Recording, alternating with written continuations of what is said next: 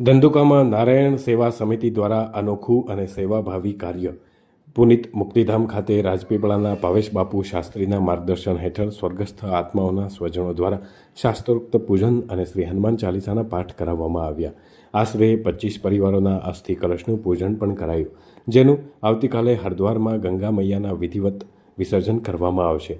જે પરિવારો માટે હરિદ્વાર જવું શક્ય ન હતું, તેમના માટે નારાયણ સેવા સમિતિ દ્વારા આશીર્વાદ બન્યા છે.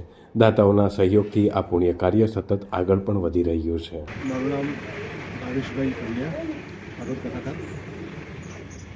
નારાયણ સેવા સમિતિ ધંધુકામાં મંથનભાઈ સંભાળી રહ્યા છે અને આ નારાયણ સેવા સમિતિ એક સેવાનું કામ કરી રહી છે.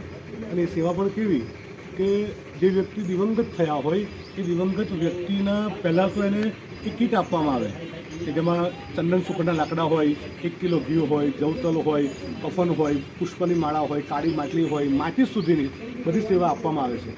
એમાં પણ ઘણા સહભાગી છે. અમારા ચણાવાળા ભાઈ પૃથેશભાઈ અને નંદુભા પણ મારી સાથે છે. સહકાર સૌનો સારો છે.